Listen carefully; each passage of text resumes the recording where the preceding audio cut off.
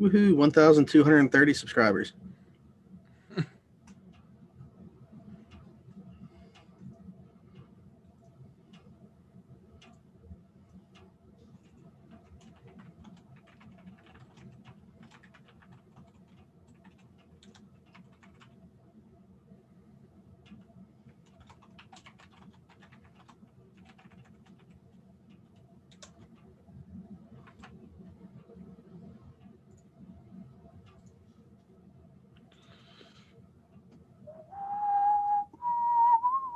Dude, over the weekend, like Christmas Eve, Christmas Day, and Saturday, my family we probably watched, I would say, like 12 to 14 movies. Like holiday movies or just movies in general? Yeah, well, yes, except for Saturday. So it was holiday movies on Christmas Eve and Christmas Day, and then Saturday, every year, like USA does like a Harry Potter marathon that was Yeah. on, and so we were just watching Harry Potter movies. But that's pretty much what we did all weekend was movies. Yesterday we watched Miracle on 34th Street. Today we watched It's a Wonderful Life. Really? Yeah, and she couldn't find it on anywhere this year. She likes the old version, the black and white. Yeah, that's what we watched. We have it on DVD. Yeah.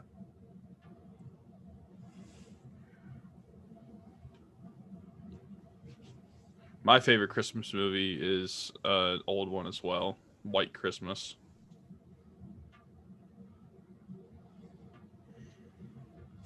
All right, well, anybody that's in here right now, welcome to us talking about holiday movies. No, I'm just kidding. All right, we're ready whenever. Okay.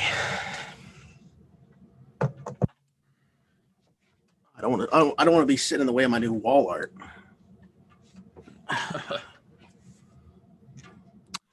Okay. 3. Are you ready? Yeah. Okay.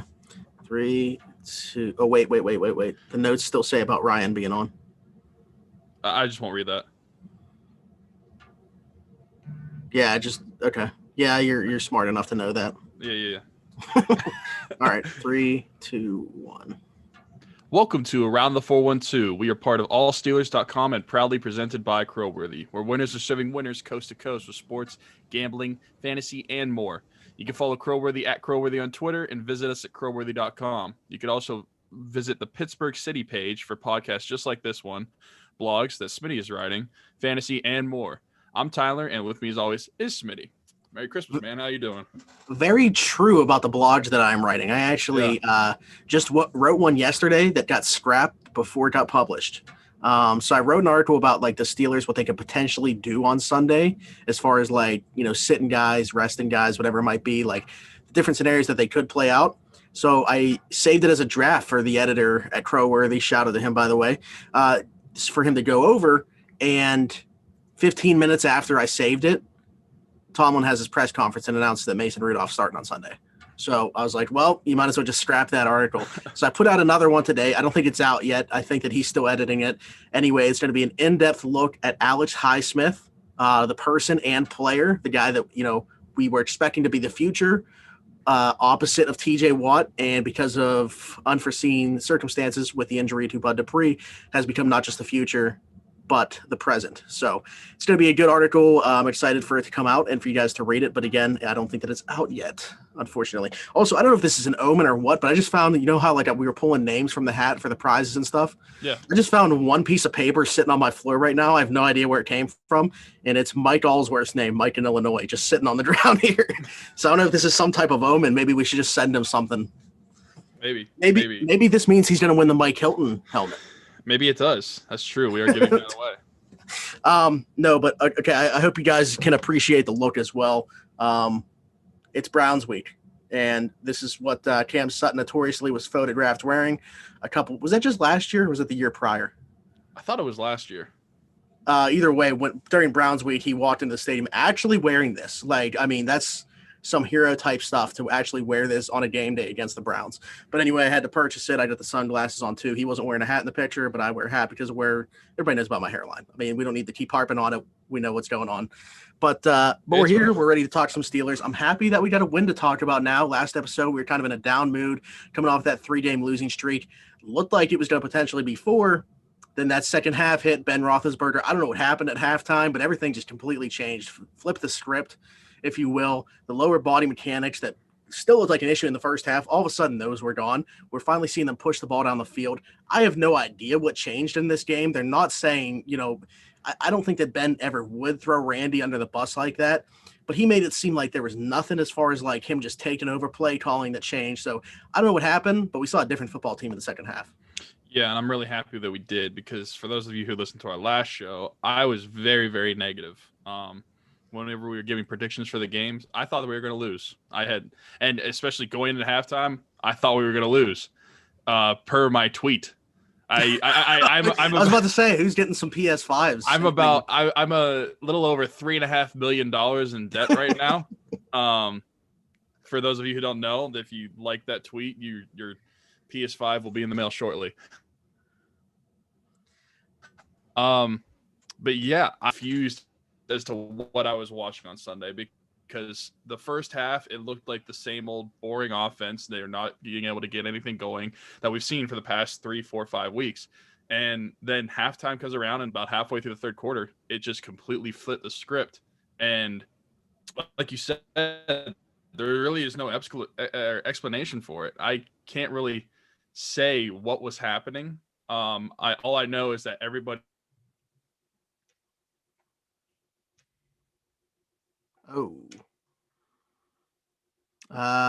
Folks, I don't know if everybody just lost Tyler, but I lost Tyler.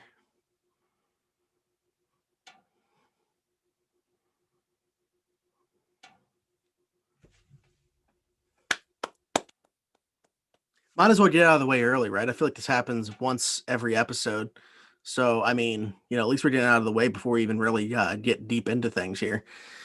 I did just tweet out about us being live, though. So people are probably joining. This is the first thing that you're going to see. It's just Tyler frozen on their screen because I don't think it's actually removed him yet. Okay, there he goes. But, yeah, we're just going to wait for him to come back. I paused the recording, so it's just me and you right now, YouTube. What's going on?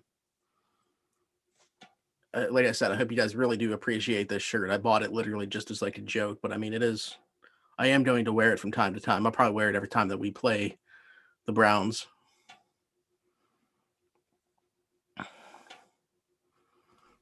I wish my internet wasn't terrible. I paused it pretty early though, because I could tell what was happening. Yeah, I could tell what was happening too, because it said your internet connection is unstable, and then just kicked me. What's it saying? Right? Is it good right now? Yeah, I connected to my phone. I'm on my phone's hotspot. Oh, okay. All right. So I think the last thing that we would have heard before I paused was everybody, but I'm not sure exactly what you were saying. I don't even know what I was saying. Okay. I'll just come back in and kind of like, I'll just say we had a little bit of technical difficulty, but kind of just reintroduce what I just said. Right. Okay. 3, 2. Yeah. So sorry for the little bit of technical difficulties there. We did lose connection for a second, but as I was saying, I don't know where exactly Tyler left off, but I'll just resurface the exact same thing, and then we can pick up the conversation from there. Completely different team in the second half. And I don't know whether to attribute that to Ben just kind of taking over, if you will. Today, he was kind of not on board with wanting to go that far. He said Randy was a part of turning it around, not part of the problem, but rather he was part of the solution. And whether that's just him, keeping his, offensive coordinator from being thrown under the bus or whatever it might be. I guess that I really don't have a reason to believe that that's true. I also don't have a reason to believe that that's not true. I really don't know what goes on behind closed doors and what's going on the sideline on game days. All I know is that first half was atrocious. The second half was awesome to see from the offense and the defense. I mean, the defense turned it around too, but here's the thing is we never really question the defense. It's just a matter of, can you keep them off the field for a little bit, give them a break, not put them out there after 3 and out every single time that you have the ball. That's the only time that you question the defense is how many plays do they got to play. But And different. the Different reason I question it is because, and I'm talking about Randy Fichtner being a part of that second half comeback, Yeah. is the offense looked completely different. Like the play calling was completely different. It looked like Ben was calling his own plays as opposed to Randy Fichtner calling the plays, because we've seen Randy call plays. It's been the same thing all season. It's just teams figure out how to counter it, and this was completely different. The offense was pushing the ball. They opened up the run game a little bit, and it actually worked. Which I have to attribute the offensive line as well for that one. Kevin Dotson. Yep. But so that's why I'm a little skeptical about how much Randy actually had to do with this second half comeback, because how much could he do? I mean, sure, he could call the play, but I don't believe that he was calling those plays. Yeah, I mean, it's pretty well documented that we open up with like a 15 play script essentially that we go based off of, and then after that, it's kind of in Ben's hands at that point.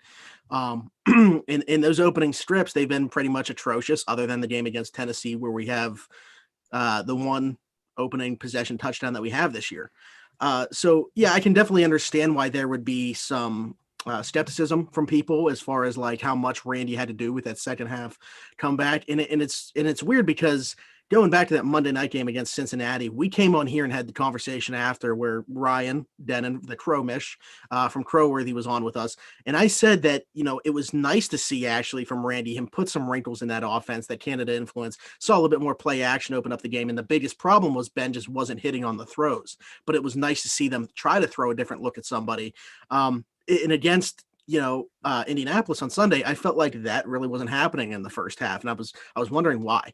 Because if you still have to ride or die with Ben, he's got to make those throws at the end of the day. You just have to keep trying to do it, and that's what happened. The second half comes along, and they're actually attacking down the field. And regardless, obviously you want to win the game, but had they won or lost this game, they would have come away making me feel a little bit better, just because we were seeing them take the deep shots, seeing them attack down the field. And now I'm at the point where I was never in that boat anyway, because it was always to me about the lower body mechanics. But I think all questions about Ben's arm have been, put to rest.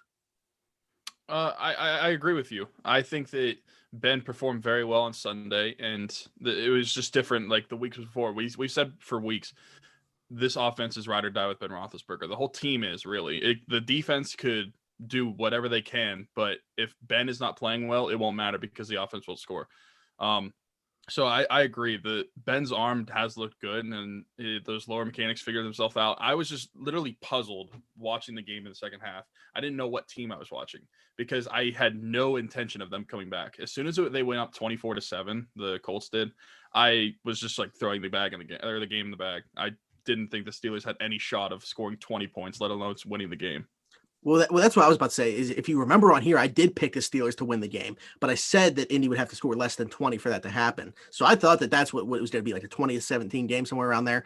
But when Indy scored that third touchdown, the deep shot that Rivers threw to Zach Pascal, where he beat Joe Hayden, I thought the game was over at that point. We had only scored 7 points to that point, and it was because our defense turned the ball over and put us at the 3-yard line. That's the only reason they scored that first half touchdown. So yeah, it wasn't looking good, and there was no reason for optimism. I said, Ben, everything that you've gifted this organization, the one last gift that you can give to us is hanging them up at the end of the year. And what does he go out and do in the second half? But that's the thing. It's just such a indictment of what this guy's career has been, right? I mean, nothing he does surprises you. That's why it doesn't surprise me what he did in the second half. It's not going to surprise me if this team loses by 30 points the first playoff game that they have. And it's not going to surprise me if they go on to win the Super Bowl. I have no idea what's going to happen, but that's what makes it so great. I agree. And the specific moment whenever I thought, okay, the Steelers are not winning this game, is whenever it was in the early parts of the third quarter and they were inside the 5. They were first and goal inside the 5, and they did not score. And to me, I was like, if you're an offense and you're inside the 5-yard line, you got 4 plays, or did they have 5 plays because there was a penalty to try to score, and you can't score from inside the 5, then you're just a terrible offense. You're not going to win the game. But then they get the ball back, and literally, what was it, like the first play? They scored a touchdown of that. I think it was the first play. Yeah, I think that they started at like the Indy's 41 or something like that. Right. So that touchdown, it completely flipped the momentum of the game, and from then on out, the Steelers looked like they had in the earlier parts of this year, where they were dominant and they were throwing the ball. And the defense really picked it up in the second half as well, because, I mean, we can harp on the offense all we want, but the defense is no shy of criticism as well. They were not playing that well in the first half and for previous weeks as well, but they were really getting after the quarterback in that second half and being able to break up some passes. And it was really nice to see. Yeah, I do want to talk about the defense because, there's a couple things going on there. And again, I'm not worried about them, but to flip it back to the offense, would you agree with me then with, obviously we got the win, which is great, clinched the AFC North, but even more than that, I think it was a bigger takeaway for me that the offense looked like they figured things out heading into Cleveland, because this is the time where you want to be healthy as possible. We obviously know about the injuries we have, guys that aren't going to be coming back. You want to be as healthy as possible, playing your best ball. I think it was much more important, even over the outcome of this game, for the offense to look, show some signs of life. Yeah, I agree with you. It kind of stinks a little bit. I mean, obviously it's great to get Ben the rest for a week and start Mason, but it kind of stinks you show that little spark of life in the second half of that game, and then you have to take a break, and you just kind of halt it, and you're just expecting them to pick it back up in that first playoff game, whoever we play against. I mean, I don't doubt that they can do that, but it's just annoying to me to think about that happening. I'm glad that you said that, because that was actually, so I talked about that article I didn't get the chance to publish before the news broke of Rudolph starting. It would have made the article completely pointless, but I can bring it up on here now that we're going to talk about it. So I laid out a couple different scenarios, and obviously, it's just, weighing the options. Which one was more important to you? Was it more important to give Ben that week of rest, knowing that he hasn't had a bye week since week 4? And even in considering that, we still practiced for most of that week leading up to it. So not a traditional bye week for anybody, but a 38-year-old quarterback coming off that major elbow surgery with the lower body issues that we know are going on, regardless of what he wants to say. It's just arthritis, whatever it might be. This is a guy that could definitely use a break, and he's not the only one. We'll see if other people sit. But weighing that option as opposed to, keeping this offense going, say that, they did find something there. They did find a spark. You have the momentum rolling. All of a sudden, you're going to put it to a halt when, we've only seen one good half of football from this offense in the last month. So now we're asking them to take the game off completely, pretty much. At least Ben, who, even if the offense just stay the same besides Ben, that's, the biggest part of it. So it's still taking a break for a game. And then, you're asking them to pick right back up heading into the playoffs. So I guess that they felt like the rest outweighs that continuity that they're looked like they could have potentially found. And I can't disagree with them, but it's just an interesting conversation. Okay, here's what I'm going to say about this upcoming week. And I know we're going to talk about Mason Rudolph a little bit with this Browns game coming up, but I just want to say that the best thing for Ben Roethlisberger to come out of this week would be for Mason Rudolph to play well, because I feel like nothing will make Ben want to play even better than having someone behind him that played very well. Yeah, I mean, there were people, going into this game against Indy, and I would say probably even after the first half, that were calling for Mason to come in, just see what this guy has, because you can go back to last year, and it didn't look good. And would it look any different this year? I'm not sure. I mean, the same offensive coordinator is there and everything like that. It's kind of the same system, but it's another year in that system. And now he has Matt Canada directly as his quarterback coach to go to.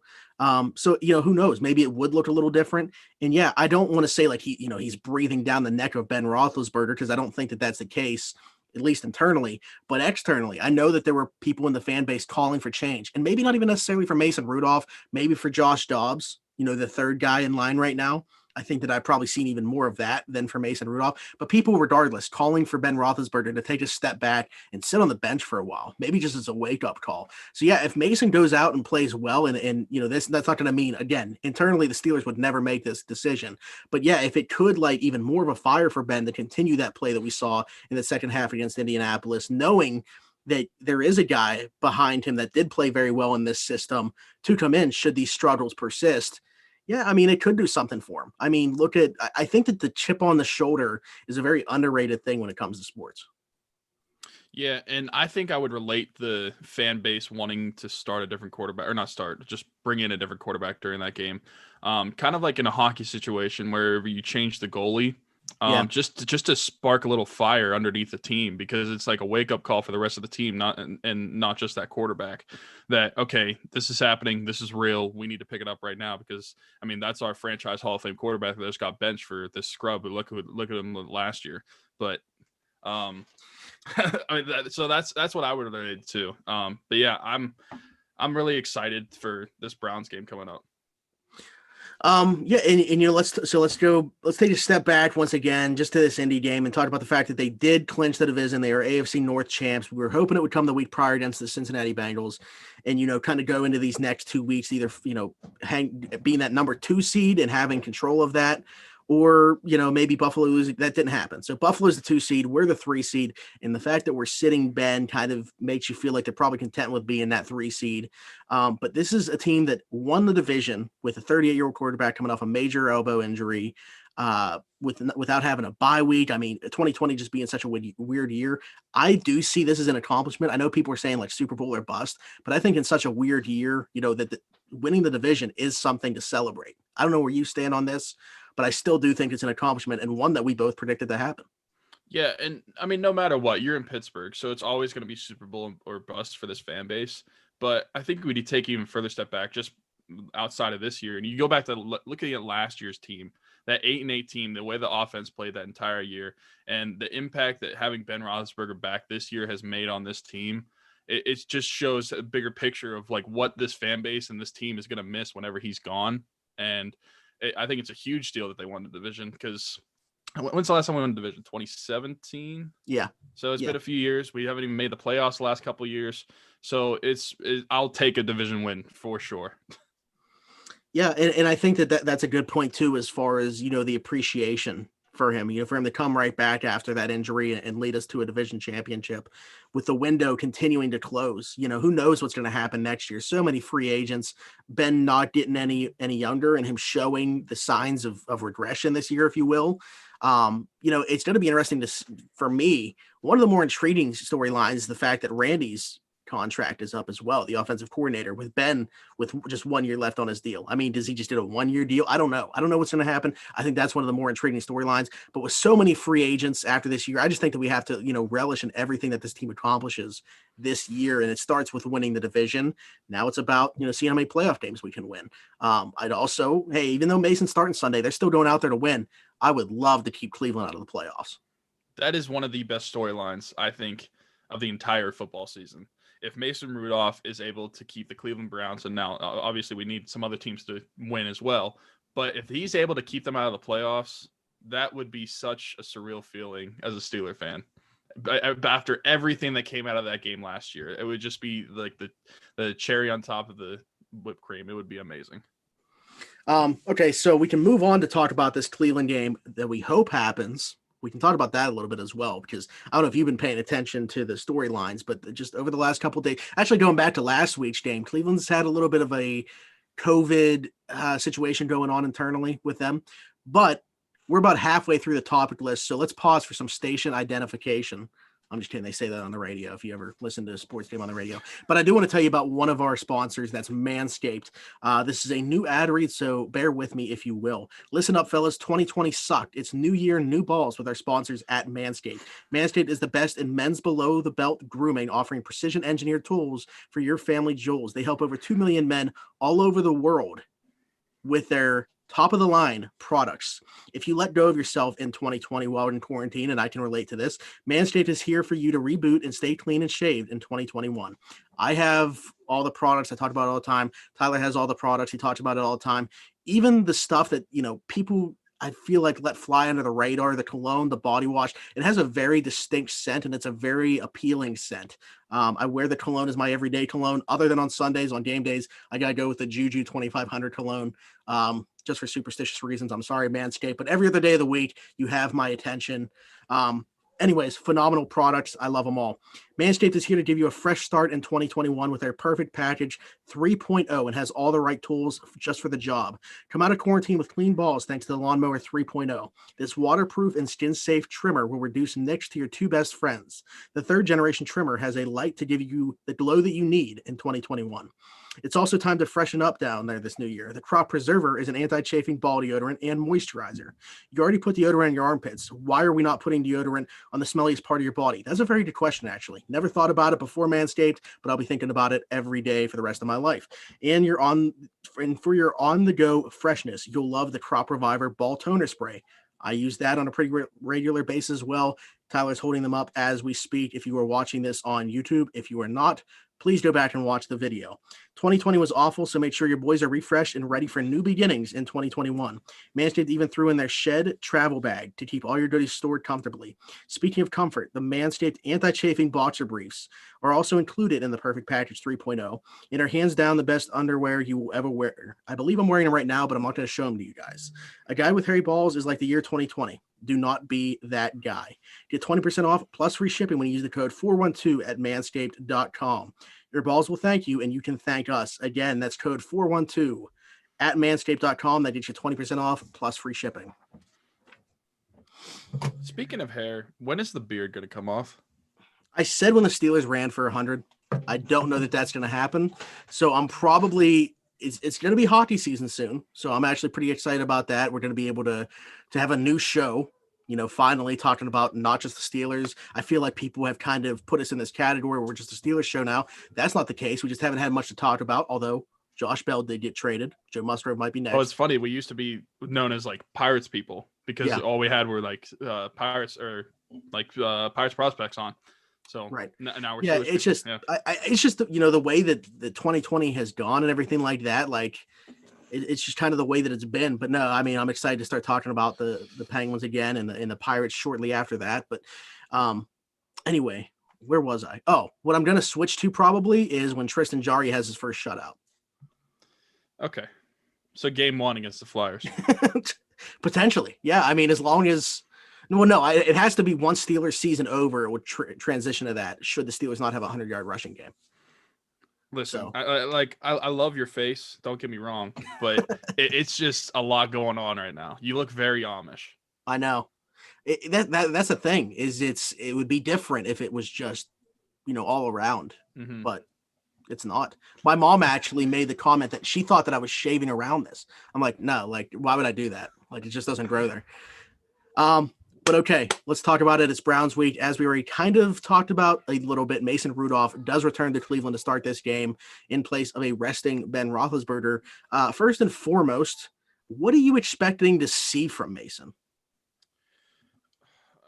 To be honest, I have no idea how to answer that question because we haven't really seen any of him this year.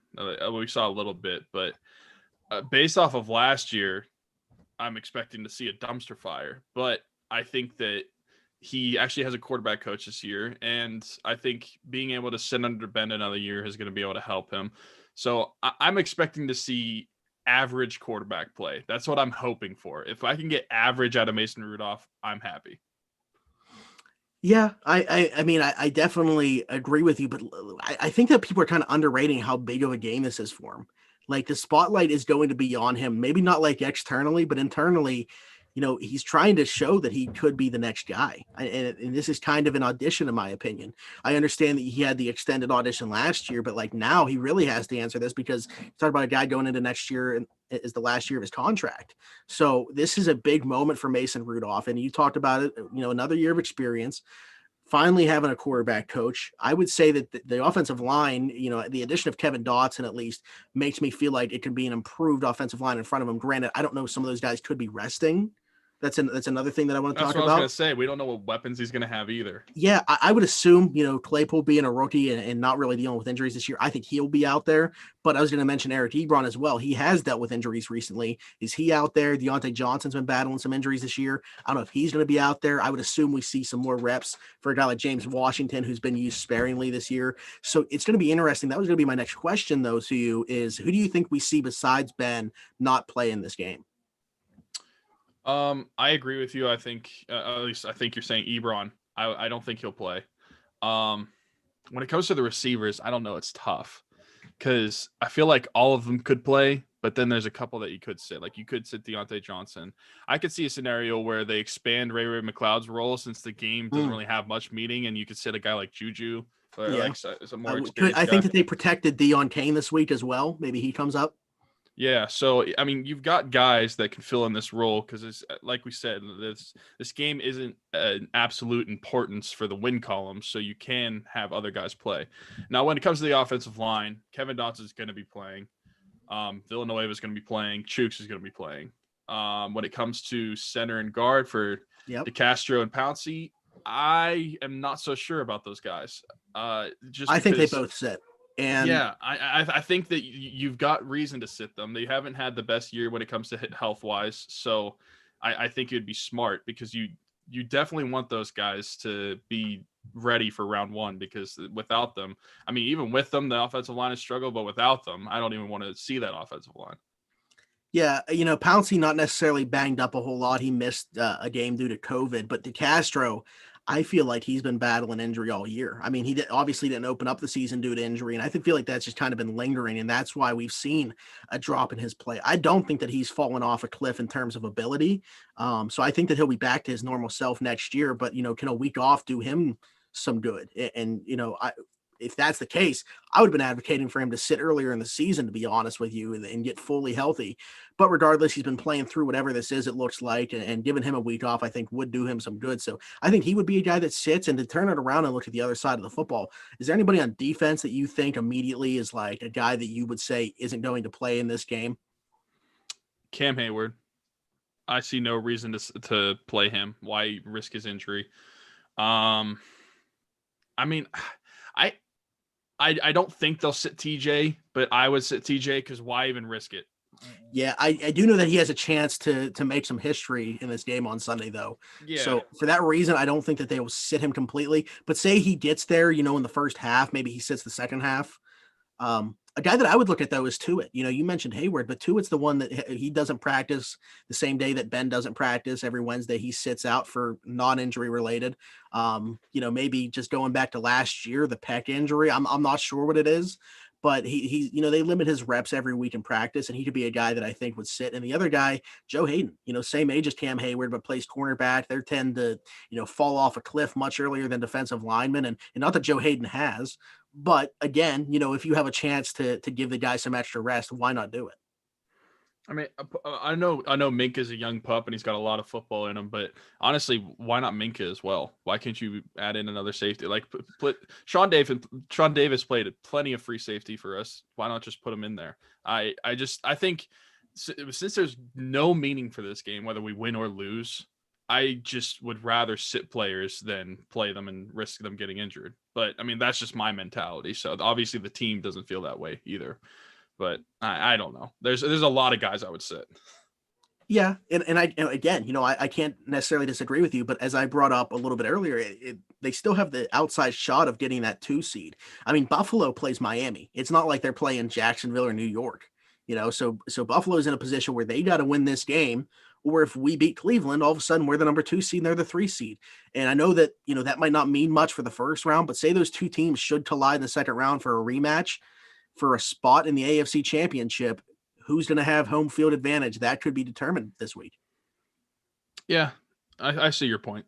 But listen, again, but with the Steelers sitting Ben Roethlisberger in favor of Mason Rudolph, to me, that kind of shows that they don't, really value that as much as the rest. And that's fine. I get it. I can't say that I'm not on board with that. I don't know where I stand. I'm literally sitting on a fence right now, 50-50.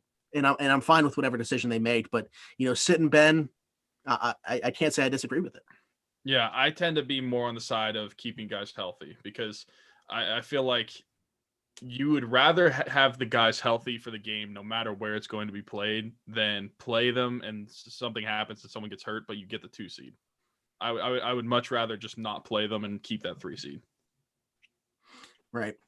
Yeah. And I mean, let's talk about the other storyline and it's being downplayed and everything like that. As far as Mason Rudolph returning to Cleveland, we all know what happened last time there. For Mason, not necessarily it does play into the football part of this, but do you think that there's like extra motivation for him there to come into this game and give it his all? Not that he wouldn't anyway, but I talk about the chip on the shoulder thing, like beyond the fact that this guy's auditioning to potentially be the quarterback of the future, at least at the first crack at it. Do you think that there's, something else inside of him that really wants to go out there and beat the Cleveland Browns this week? I think this is going to be the most motivated Mason Rudolph has been in possibly his entire football career, because the amount of slander that he took from Cleveland fans, a couple of Cleveland players. I mean, what the things Myles Garrett said he was saying, the amount of stuff that was just all on Mason Rudolph last year. I just don't think there's any way possible that he is not fully motivated and having that chip on your shoulder, like you said, going into this game, because he just wants to shut Cleveland up and punch him in the mouth. That's just how he is. And I feel like there's going to be a lot of emotion from him in this game. I mean, maybe It's got to be he won't controlled show emotion. it. He won't show. I was going to say he might not show it, but I think internally the blood is going to be boiling, and he's just going to want to punch them right in the mouth and shut them out. Yeah, and that's such an unfortunate thing that happened too, is because I brought it up on here. Like up until that moment, I was a big Myles Garrett guy. Like obviously it sucked that he was in Cleveland, but I was a fan of his and everything that he's done since then. Other than when he came out again and tried to say it, that Mason said it, and then once again, tarnishing the reputation of Mason Rudolph. Like all his off the field stuff is great, and like he's been nothing but a great person besides that one moment. And we saw the last meeting with Cleveland, him and Tomlin linked up before the game, and they had a moment there. I'm not sure what was said, but I want this put to rest, and I know that we're talking about it now, and maybe we're not helping put it to rest, but I just want to see, and I don't know if it will ever happen, Mason Rudolph and Myles Garrett, those two actually have a moment together and put it to rest, because otherwise it's not going anywhere. People are going to continue to talk about it. If it's just Myles Garrett talking to Mike Tomlin, Mason Rudolph talking to other people, but those two never sharing a moment, people are going to keep talking about it. Hopefully it happens after this game. I would love to see that meet on the field either before or after this game. Hopefully the Steelers win like 50-0, and they can meet at center field after that. But yeah, I agree with you. I just want everything to be put to rest about this whole story, because it's just that was the center of the Steelers season last year. It wasn't the 8-8. It wasn't Ben being hurt. I feel like that was the focal point of the season last year, was that game, and that's really shame, because there was a lot of good things that happened. There was a lot more bad things that happened that you could have talked about, but that was the focus of the season. And it'll be nice whenever we can just move past that and forget about it. Yeah. Anyways, big moment for Mason, and Myles Garrett, great defensive player, but I think TJ Watt's the defensive player of the year. And I said against Indianapolis, he was going to put his stamp on being that, and he had a phenomenal game, as he typically does. So I don't know where you stand on this, and I understand, there's the Aaron Donalds of the world. There's Myles Garrett, obviously. Xavier Howard for the Miami Dolphins is having one of the best years for a cornerback ever. But to me, just when you look at, and we know that how the voters work, when you piggyback this year and last year together, TJ Watt's going to win Defensive Player of the Year this year. I don't see how he doesn't. Yeah, he should have won it last year. Stephon Gilmore had the same season of Steven Nelson, just like the stats. And and this year he's leading the league in sacks. He's leading the league in tackles for loss. He's had 2 forced fumbles. He's got an interception, 7 pass deflected. I don't see there's any possibility that he does not win Defensive Player of the Year, especially, like you said, going back to the season that he had last year. I feel like it's going to be kind of like a makeup call where they're just, okay, this guy's the Defensive Player of the Year. Well, when Hunter was on here, if you remember, we were kind of talking about like when we were talking about our Coach of the Year predictions, and he picked Mike Tomlin, but he included the fact that he didn't get it last year because the Steelers finished 8-8. Had they even had one more win and been 9-7, gotten to the playoffs, he thinks Mike Tomlin gets it. And I'm kind of that mindset where I'm looking at Defensive Player of the Year that way, where it's like we should have given this to the guy. We should have given this guy the award last year. Now look at the year he's having again this year. It's just as good, if not better. He's playing on a playoff team that's going to be a top, 2 or 3 team in their conference. There's no reason not to give this guy the award this year like there was last year. Last year, I think he didn't get it because they didn't make the playoffs. And if you're going to use that argument, well, Aaron Donald and the Rams are probably going to be sitting out of the playoffs this year, so that would eliminate him, I guess. Maybe Cleveland's out of the playoffs too, so that would eliminate Myles Garrett, I guess. I mean, TJ Watt's winning the Defensive Player of the Year. Yeah, I don't agree with that that assessment, by the way. I don't think them not making the playoffs should matter. I'm just saying, if that's why TJ didn't win it last year, that's going to eliminate one of those 2 this year. Yeah, I agree. An individual award should not be determined by whether your team makes the playoffs or not. But I just don't see a way that I cannot think of an actual possibility of him not winning it, because I just look at Aaron Donald, Myles Garrett, like you said, those guys. I'm taking TJ over them this year. I think he's had a better year. And especially if you look at the injuries that the Steelers defense has had, and he's been able to step up and still perform well and lead that defense the way he has, I just don't see a possibility where he is not the winner of this award.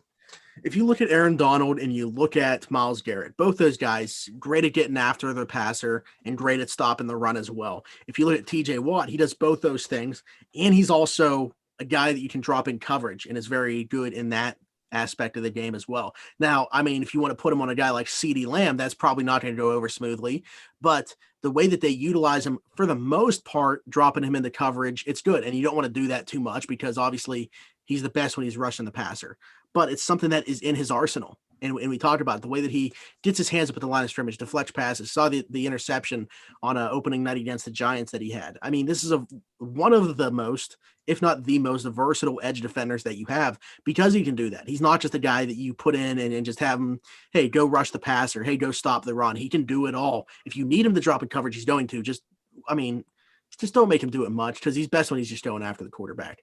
Let me just throw out a few stats for you real quick. So Myles Garrett, he's got 12 sacks, 44 combined tackles, and 10 tackles for loss.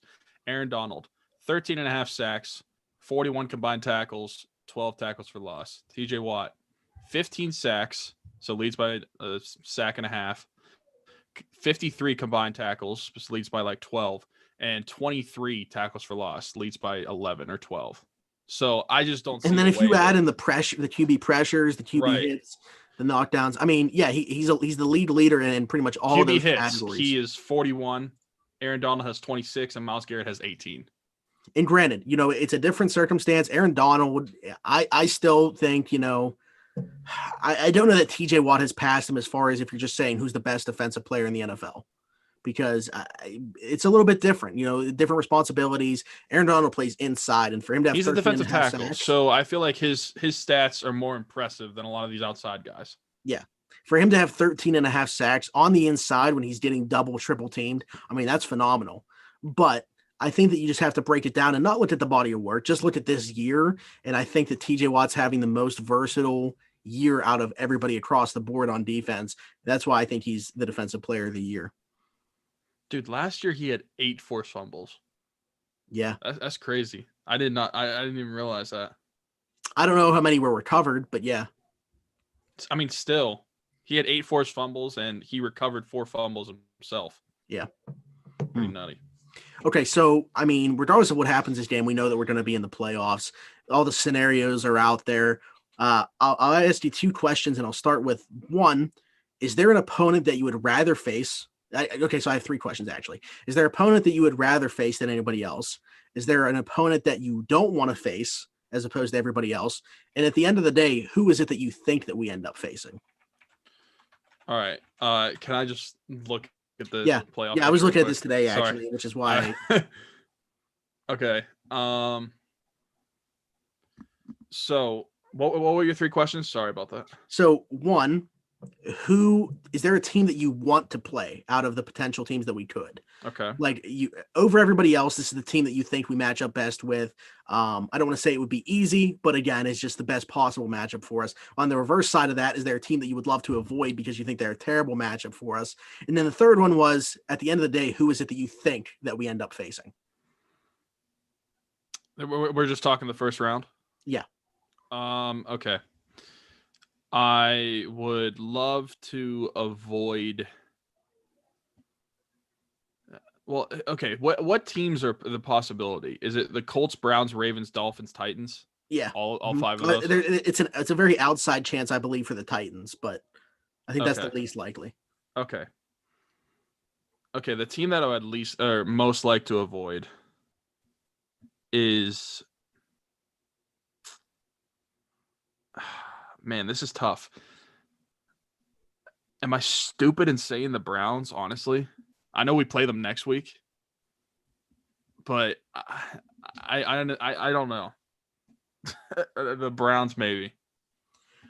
So for me, I'm going to answer my own questions as well as you do. Please do. Yeah. So the 2 that come to mind for me, and one actually is not the Browns, is the team we just beat, the Colts, and the Baltimore Ravens, because the Ravens, even though, we've had success against them this year, and one of those times was against, a team that wouldn't be playing in the Ravens, pretty much all backups. It just seems like they're getting right at the right time. And they also play a style of football that is, very playoff-esque. And they'll probably have Calais Campbell back, who they haven't had recently. It just seems like all the pieces for them are being all the dots are connecting at the right time for the Baltimore Ravens. And I'm not going to say I wouldn't pick the Ravens in this game. I just don't love the matchup there with just the way that the two teams have trended recently and just where the Ravens are getting at health wise. And then for the Colts, I just think that they're one of the more complete teams on both sides of the football. Like Vince Williams said, I don't think there's anything wrong in the fact that Phillip Rivers is a game manager. I think that that's kind of the perfect thing for them. And they play really good defense. I know that we kind of pick them apart in the second half, but they're pretty strong, in all three phases on defense at all three levels, on the line, in their linebacking core, and also in the secondary. So I don't think that they're a great matchup either for us. So I would be between the Colts and the Ravens. And just because going 3-0 against a division foe is so hard, I guess if I'm flipping a coin, I would say that the team I would most like to avoid is the Ravens. Okay, well, that made more sense than I could have any explanation of explaining these teams. I was literally just looking at the team names and thinking off the top of my head about the team. The Browns, though, I guess you could make the same argument as far as like the Ravens too, other than I don't think that the Browns play as good a defense. But as far as like offensively, how they're built, that's how you kind of want to play in the playoffs. I've just seen the way that the Steelers have been defensively stopping the run the past few weeks, and I just don't like it. Hey, but hopefully we should have Robert Spillane back, which is I think is an underrated part of that the issues against the run. It's true, very true. Right, what was your next one? Who would you most like to play? Dolphins. Yeah, you don't know what I agree. I would say them as well, and I think it's just they play very good defense, and you're going to have strength against strength. From that standpoint, or I'm sorry, strength against weakness, because if our offense can find its groove, though, I think that we are a much more complete team than Miami is. Miami almost reminds me of us last year, but obviously, a little bit more offense because they are in a playoff spot. But, number one scoring defense in an average offense. We don't know who their quarterback's going to be at that point. Is it still Tua, or do they decide to roll with Fitzpatrick because the offenses look better under them? I don't know. Either way, I think that you're looking at the Steelers probably being around a 10-point favorite against them. And obviously the game would be taking place at Heinz Field. So I do think that Miami is probably the most favorable matchup for the Steelers in round one. Also, not that this really matters as much, but I would want Tua to start that game and not Ryan Fitzpatrick. Ryan Fitzpatrick scares me more than Tua has. For one game, yeah. Like you never know what's going to happen with Ryan Fitzpatrick. Again, it's kind of like, the embodiment that I said of the Steelers season. They could, win by 30 or like they could lose by 30 or they could win the Super Bowl. You never know what's going to happen. With Ryan Fitzpatrick, kind of the same case, all embodied in one person. You never know what's going to happen. He could throw for 500. He could throw for 50. All right, now what's the last question? Who do you think that at the end of the day it ends up being that we do face? Well, I guess that depends on I don't know how the scenarios will work out, like depending on who wins. So like if we lose, how does that affect it on this Sunday? Well, yeah. So I guess you would have to try to figure. You would kind of have to predict what you think is going to happen in all the games. In order to figure that out. So, you look at Cleveland versus us. Obviously, Baltimore has Cincinnati this week. So if the Titans beat the Texans, they're the 4 seed, right? Yeah. Okay. So we're really only looking at the Dolphins, Ravens, Browns, Colts, just depending on who the games. The Colts play the Jags, and they need one of those teams to lose to get in. Mm-hmm. Well, okay. So first off, do you think that the Steelers or the Browns win on Sunday? I think the Browns will win.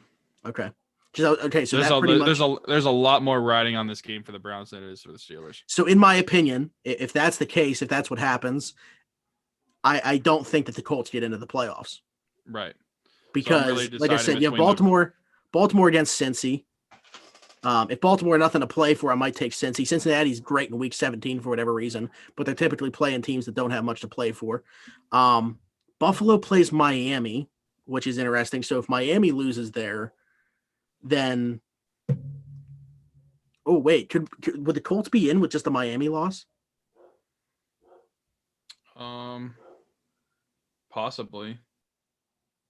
Because that would mean the Colts are 10-6 and Miami's 10-6. I don't know how the tiebreakers work. I thought you were looking at playoff scenarios. Let me see here real quick.